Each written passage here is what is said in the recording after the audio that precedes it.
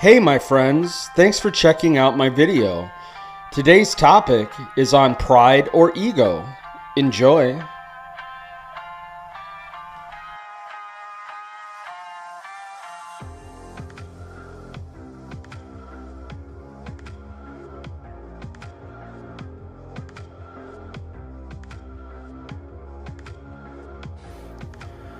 Well, hello everybody out there in Podcast Nation. This is the Recovery Atheist coming to you from the Trey Entertainment Studios. And I want to thank you for coming on and watching and listening to my show.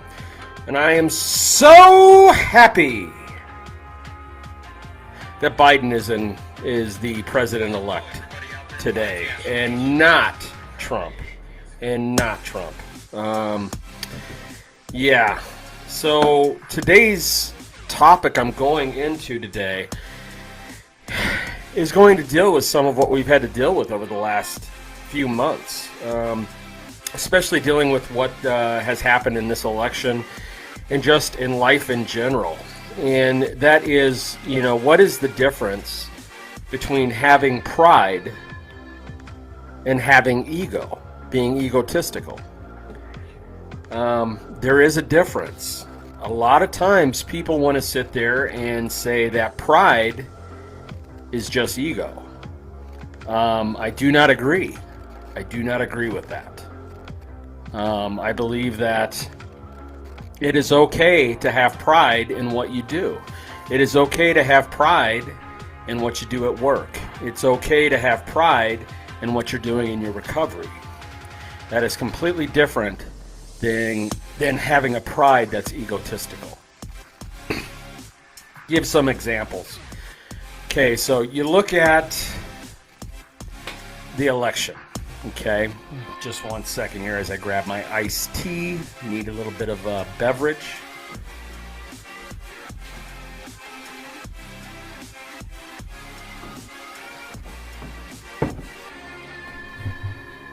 So you look at the election.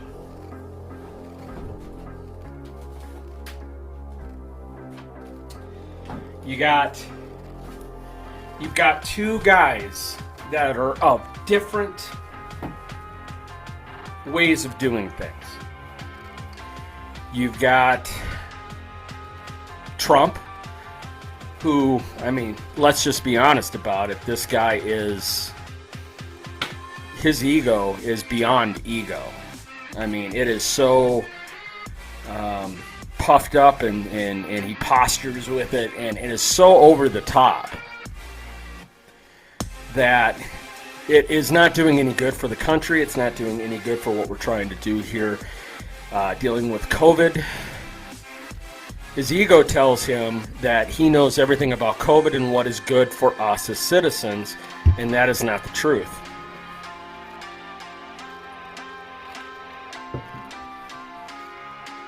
Look at it. He went into the hospital with COVID and comes out of it saying that he's immune. I know everything now about COVID. I know more, if not just as much, if not more than the doctors do. I know everything about COVID. This is a guy that would sit there and say that science, that we shouldn't believe science. He wouldn't believe in science. He wouldn't believe in what the scientists and the doctors were telling him because his ego was so large that he wasn't able to see it. Now, I'm sure you've heard of the term narcissist. There's lots of people that I run into that will say, yes, I'm very narcissistic. No, you're not. If you're a true narcissist, you don't even know that you're a narcissist. And if someone calls you it, you're going to deny it. No, I'm not. That's what Trump is. He is a true narcissist. He doesn't see it for what it is. So his ego has gotten so wrapped up into it. Look at it now. Now that Biden has been called, and I'm going to talk to all you Christians out there right now that might be listening to me right now and say, thank you, Jesus. Thank you, Jesus. Trump is not in there. Biden won.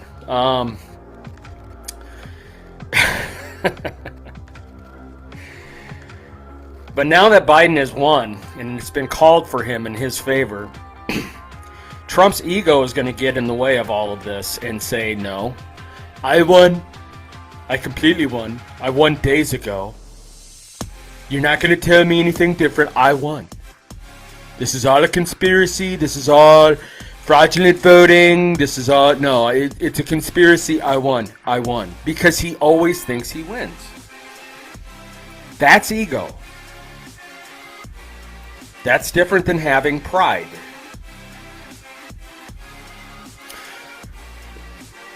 So that's the biggest thing I want to talk about today is in recovery. I hear this a lot, like, better stay humble. Better show that humility, better not get too prideful, too egotistical, because that's what it is, self-centeredness. That's the root of our problem. Don't get too prideful of what you're doing in recovery. Fuck that. There is nothing wrong with having pride in what you've done in your recovery. There is nothing wrong in being proud of yourself for the work and the effort that you put in to be where you're at today. Again, this comes back to the idea of, and I've talked about it with AA, the whole God concept. It comes back to that whole idea of giving credit to God, all the credit to God for everything that happens. You don't get any of it. Don't you realize that the air that you breathe and you putting the work into what you've done, everything that you've done in your life, it's all because of God? You have no control over it. No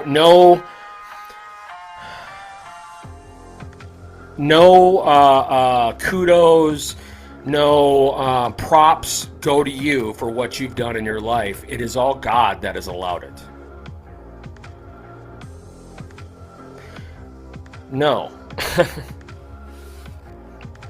I have every right to say that I have pride, and I am proud of myself for having 8 months of sobriety.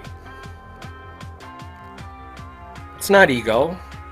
I'm not taking that 8 months and going out here and telling people how they're doing things wrong and how I'm going to show that, that I'm the perfect one and I do everything perfect in my recovery. Hell no, I don't. I definitely don't. I make mistakes all the time. I get triggered by certain things that happen in my life. But I've gotten to the point today that I'm able to recognize it and do something about it and get ahead of the curve before something goes wrong. I'm the one that's been going to work every day. Okay? I'm the one that's paying my bills. I'm the one that's working my steps. I'm the one that's going to my meetings. I'm the one that's following the direction of my therapists, of my counselors, of my doctors. I'm the one that's following the direction of my sponsor and of the sober living home that I'm in. I'm the one that's doing that. That's not ego. I'm proud.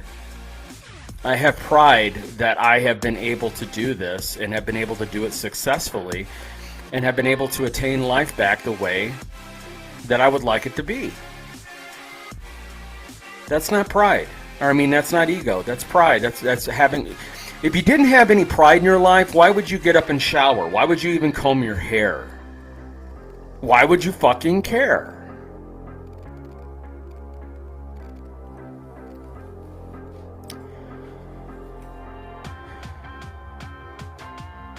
But ego does. Ego does take you down. It will destroy you. So, let's talk about ego. And I see it a lot. I see it happen a lot in recovery, in these places, in sober living homes, and things of that nature, where someone starts getting a little bit of sober time under their belt and things are going a little bit better than what they were before, that all of a sudden that person gets a little too hot for their britches. They get a little high and mighty, like they have all the answers. I don't have all the answers. I have some answers, but I definitely don't have all the answers. I'm learning from people every day that say things to me that I didn't know. I'm constantly adjusting. Give an example on that. I was going through Facebook memories the other day. I had a few Facebook memories come up. And one of those memories was during a previous election between Obama and another individual. I think it was Obama's second term. And at the time, I was with someone who was a hardcore Republican, and I sided more to the left. Well, I made a couple posts, or a couple comments to posts, where my comments, I was very disappointed in who I was at that time. They were very judgmental.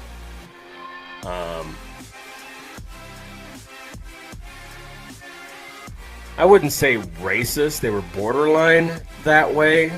More to the idea of just immigrants taking our jobs and stuff like that.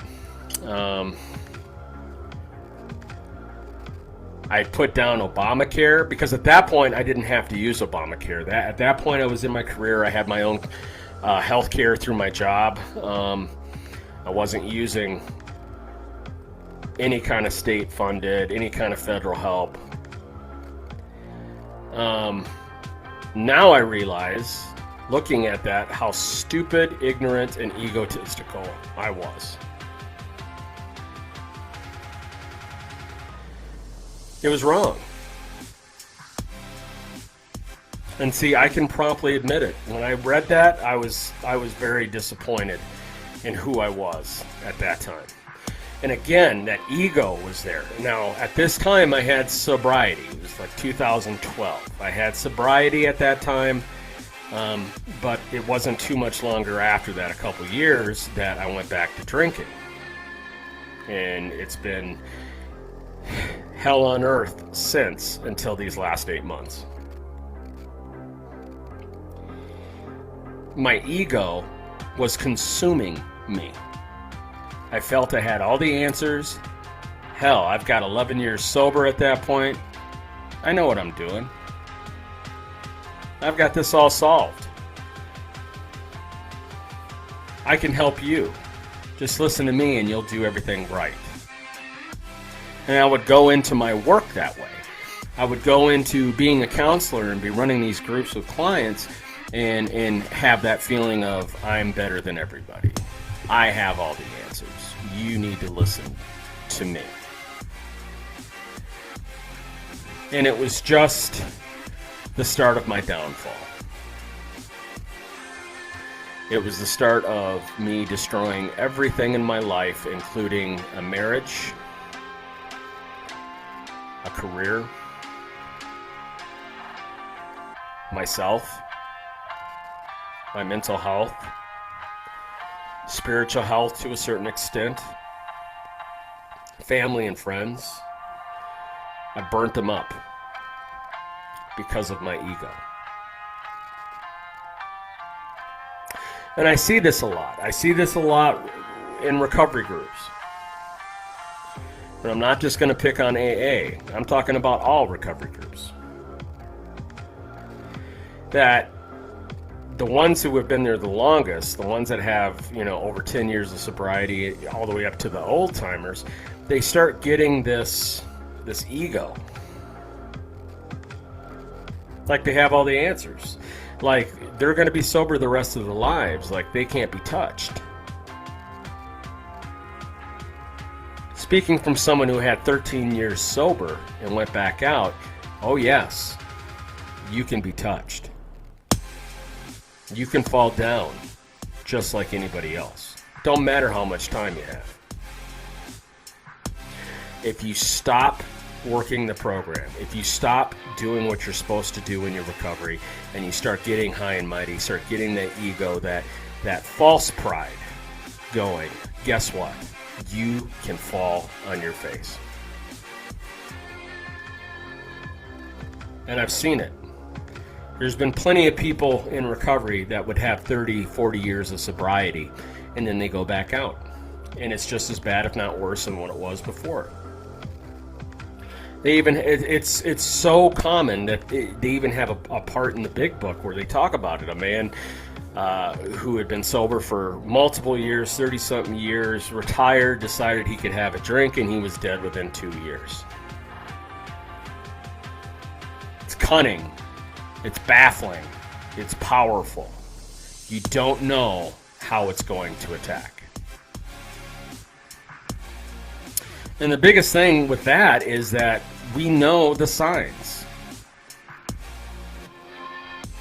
Like I've talked about it before, that I had to reset my values, my priorities a few months back on expectations of what I wanted, and dial it back in and find out exactly what I should be going what I should be going for, instead of just what my expectation is, and if I don't get that, then fuck it.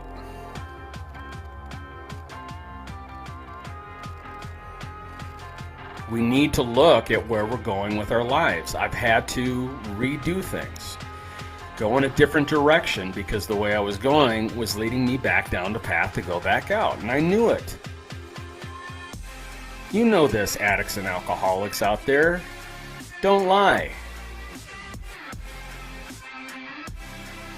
Like the question gets asked when you go out and relapse, well, what caused you to go out and relapse? Or well, what put you to go down that road again? And they'll say stuff like, well, I don't know, just felt like doing it. Bullshit. Bullshit. You know exactly the reason why you did it. When you say things like that, you're just trying to not accept the situation. You're not trying to admit that you saw it coming and you did nothing. It's okay. I've been right there with you. It's okay. You saw it coming, you didn't do anything. Maybe you saw it come and you wanted to go in that direction. Let's just be honest. You saw a relapse coming down the line and you said, fuck it, I want to use. Well, fine. Then admit that. Be real, be authentic, and be someone that I can look at and go, well, that makes sense. Instead of, I don't know. I don't know, it just happened. Bullshit. When I went out and drank, I didn't just wake up one morning and go, I'm going to drink, and then boom, all of a sudden, miraculously, the bottle's in my hand. It took steps to get to that spot. And all the way along those steps, if you could have found a way in all of those steps to find a way to get you, sidetracked off of that, you could have stayed sober. And that's what recovery is. That's what this program is about, is finding those coping skills, finding that spot where when you get into a pinch like that, what direction am I going to do? What am I going to do to change the direction and go in a different way that's going to help me get back into the mindset of recovery?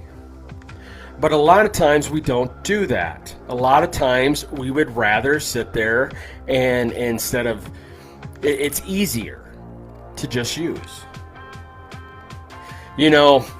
That part of it I understand when they say you just take the easier, softer route. That part of it I get. But I'm going to tell you this right now. Now that I am getting sober and doing what I need to do, this way of living for me in sobriety is so much easier than when I was drinking. Trying to find money to be able to get the shit. Recovering from the shit, the physical withdrawals.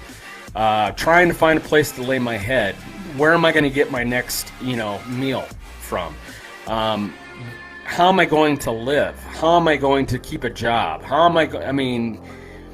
It was a hassle. It was a grind to be an alcoholic for me. And all the lies I would tell, all the lies over and over and over again. I would tell a lie to one person and then tell one to another person.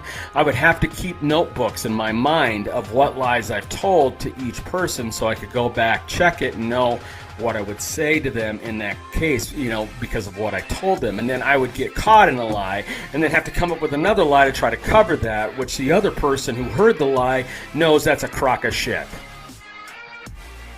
You're just giving me another lie.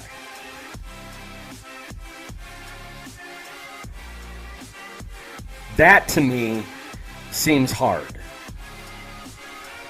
Today, for me, that seems like the hard way. Not anymore.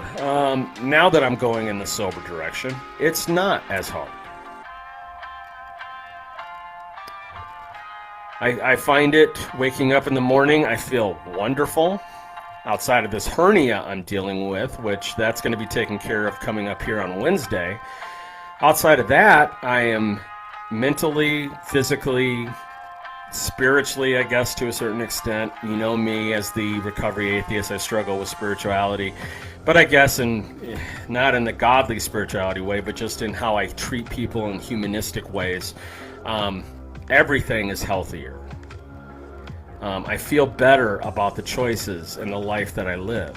When I wake up in the morning and I go out to work and go out into my day and into my life, I feel good about what I'm doing with my life. I'm not fearful anymore of my life. I take each thing that comes along to me one day at a time, and we'll see how it goes. But I do not let it control me anymore. I do not let it paralyze me. I will not let things of life force me into an impulsive decision and a reaction, a knee-jerk reaction.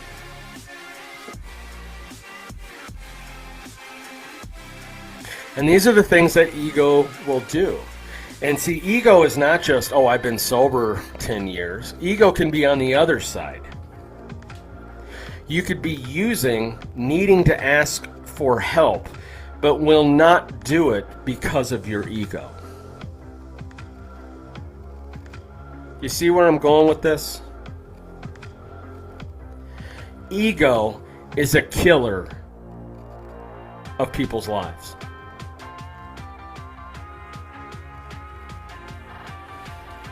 You can have it when you're positive, you can have it when your life is negative, and each one is the same amount of destroying that you're doing in your life. I mean, you look at people that are in recovery, how many of them relapse and then take another 6 months to go out and do it, even though they know they need to ask for help, but won't do it because their ego is so upset by what they've done that they do not want to put themselves back in the position of being around people that know they've fallen down and made a mistake. Now that conditioning is because of the 12-step programs and how they deal with it. Instead of having that attitude of judgment toward it or to give them a hard time about it and what were you thinking, how about remember the times you did it? How about remember how many times you fell down and fucked up? Maybe that'll bring a little bit more compassion and empathy into your life to realize that you ain't all that in a bag of chips.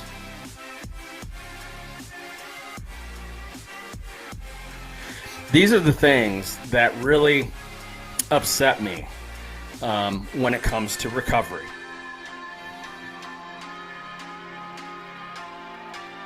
You've got people who have multiple years of time and are old timers and whatever, letting their ego sit there and tell them that they have the right to judge and to say what they want, even though what they're saying has a huge impact on that newcomer. Remember, it says that the newcomer is the most important person at those meetings, but today you just don't see it. And I have seen it over and over and over again, where the old timer will sit there and judge, or sit there and talk down to someone who's a newcomer just because they don't understand the program as well as that old timer does. Well, fuck you. That's what I have to say. Fuck you. I don't give a shit how long you've been in AA. You ain't special. You're not unique. You're no different. Look at the first step, people. It says we. Not me, not I. We. Let's stop confusing this whole thing with your ego.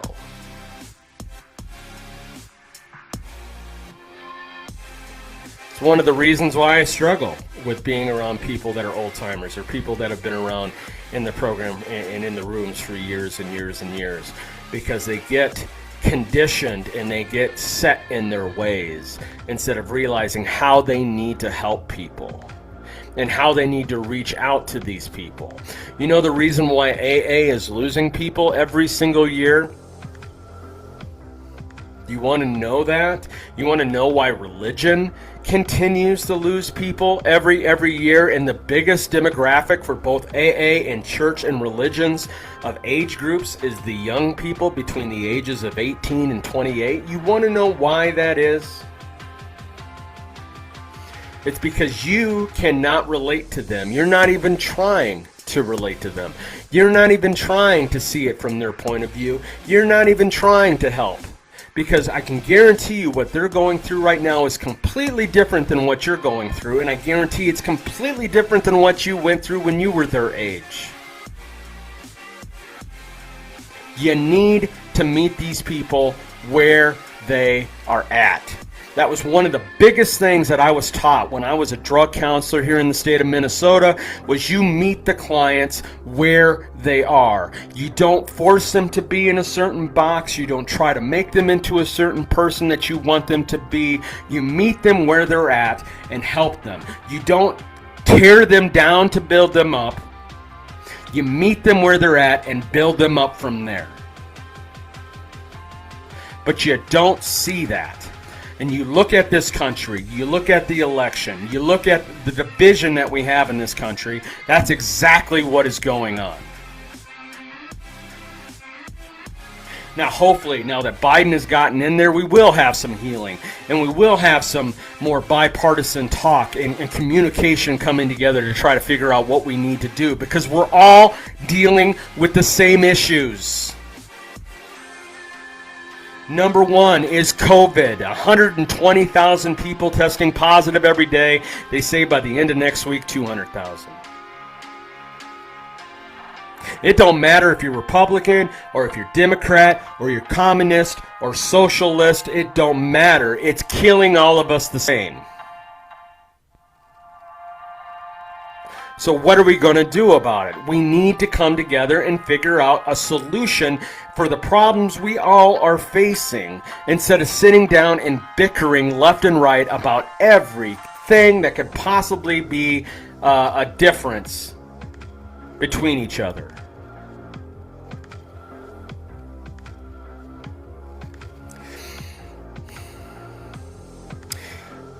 Recovery would be so much easier for these newcomers if they could realize that they're on the same plane.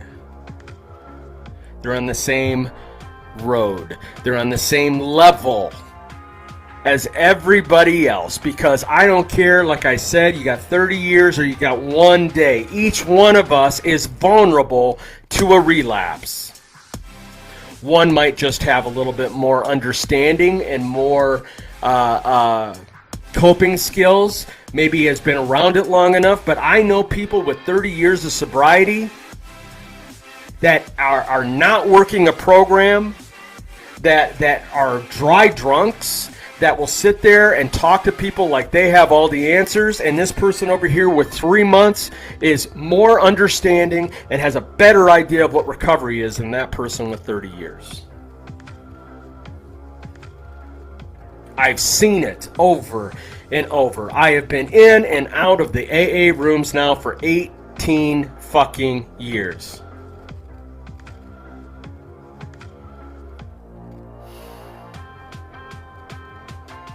This shit's got to stop. It's not just our political ideas that are out there in the world. It's everything. It's not just recovery. It's everything we're doing in our lives.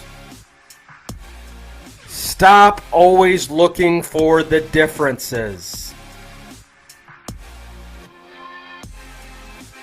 Find the similarities. Relate to each other. Realize that we cannot do this alone. There is no I cannot do this on my own.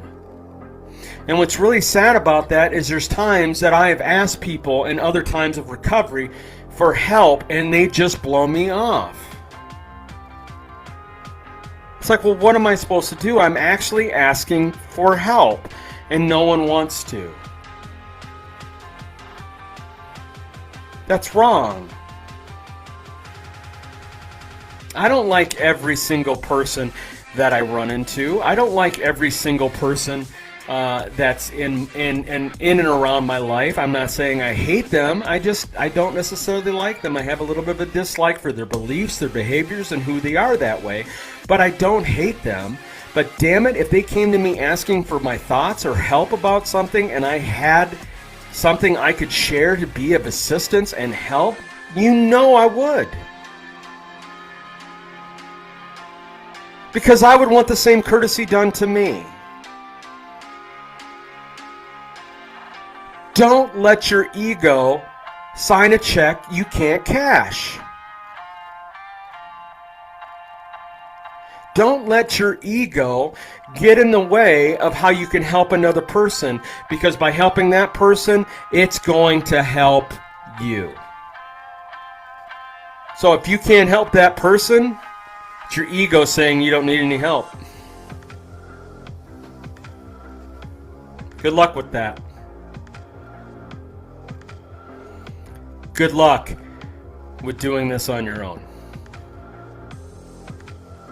My experience is I've tried. It's never worked. Has it for you? Maybe you can get a hold of me and argue with me about it and say that you're able to do it all alone and in your own ego and be able to stay sober. Wonderful for you.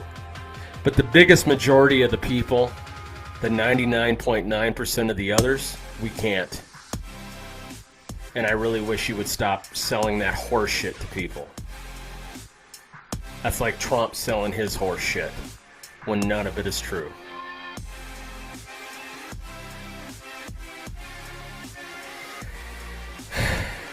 Today starts the healing process. Here it is, getting through the first part of November, getting ready for Thanksgiving coming up, to spend time with our families, with our friends, to be thankful for what we have in our lives today and what we're able to enjoy in our lives. What are you thankful for?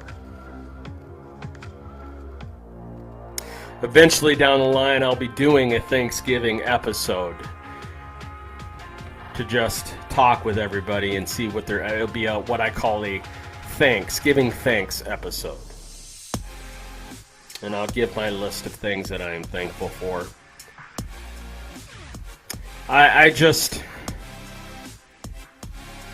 We need to stop this division that's going on. I don't care that you're a Christian. I don't care if you're a Mormon, Scientologist. I don't care if you're a Muslim. Don't care if you're Hindu, Buddhist. Don't care if you're an agnostic, if you're an atheist, if you're an agnostic atheist. I don't care what your beliefs are. As long as that belief is not going out and killing, and raping and pillaging people, then fine. As long as you're not hurting somebody else with that belief, then I have no issues with you wanting to believe the way you want to believe. Let's stop worrying about that and look at what our problems that we're having together are. Stop bickering amongst each other over the stupidest, smallest bullshit that's out there in the world today, and getting distracted away from what we truly could be doing with our lives. So today, what are you walking around with today? Are you walking around with pride? A healthy pride, a pride that says that you are proud of your accomplishments and what you're doing, and you're using that to help others and to help yourselves and become one with the universe that way? Or are you using ego? Are you doing things for others just because you expect to pay off in the end? That's a big one. And it's just as hard for me. I want to be able to help somebody else out, but it's like, what am I getting out of it? I struggle with it as well. But I'm at the point now where if someone needs a $5 bill, I don't expect it back. When I was smoking cigarettes all the time, if I had an extra cigarette, I would give it to them. If they didn't give one back to me, so what? I have to give from myself without any expectations. Again, back to that word expectations that I just did a podcast on. I have to do it without expectations of having a payoff. Can you do that? If we would just help each other more and pay it forward more, what is given to us, this world would be a brighter, it'd be a more beautiful, loving, caring place to be. Now, I know some of you out there will be like, well, isn't that just wonderful, Del? You and your beautiful dreams that you have. I mean, all the roses and unicorns and, oh, it's just so beautiful, so cute. But you know that that's not realistic, Del. Really? What? Because you say so? Because you have all the answers to that's not possible? Well, I find that to be very ignorant, and I find that to be someone who wants to sit and live in their negativity and their shit that they have in their life. Who's to say we can't have a more understanding, loving world to live in? If you think that that's impossible, you can take your negativity and you can cram it. You can go ahead and get rid of me on Facebook, or let me know that you're that way so I can block you on Facebook. Because I don't want you a part of my life. That's not the kind of person I'm looking for to take up time in my life. I want to be with the winners, not the losers.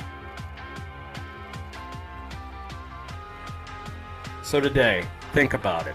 Are you living in pride, healthy pride, or are you living in your ego? What can you do if you are living in that ego? What can you do to change it? How can you become better? All of us can become better. All of us can make change and do things better in our lives. Will you do that today? I hope you do. I want to thank everybody for coming on to the and watching the show, watching the podcast, listening to the podcast, and all the different platforms out there. I want to thank everybody, the ones who have gotten a hold of me about doing some interviews with me. Again, that's always open. Please get a hold of me through Messenger or on Facebook, Del Bacon on Facebook. add me as a friend. We'll have a conversation, see if I can't get you on the schedule to do an interview, looking for people with their recovery stories to give out the hope and strength of their recovery. And I'll also take on debaters, anyone who wants to be a Christian debater, Christian apologetic, anyone who wants to do some debating that way and have a conversation about why God means what it means to you. I'm also down for that and would love to listen. So far, I have not had a taker on that because I think, honestly, they're afraid. They know I'm educated and I could bring a lot of good points to what they're going to try to say. But hey, if you want a piece of me, bring it on. I'm ready. Hope everybody out there is having a great November so far.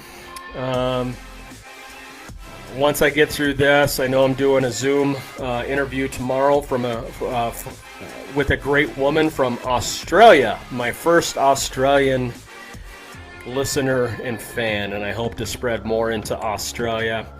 I love it that I'm down there now and down under. So I'll be talking with her tomorrow, doing a Zoom. I'll have that podcast up eventually going into early this week. My surgery's on Wednesday, so we'll see what happens after that, how I'll be feeling, whether or not I'm going to want to do a podcast or not. With that, I might not be doing any Facebook Live for that. I might just be doing it from my bed using my WavePad audio recording to make it so I could at least download it to my podcast for listening, for audio.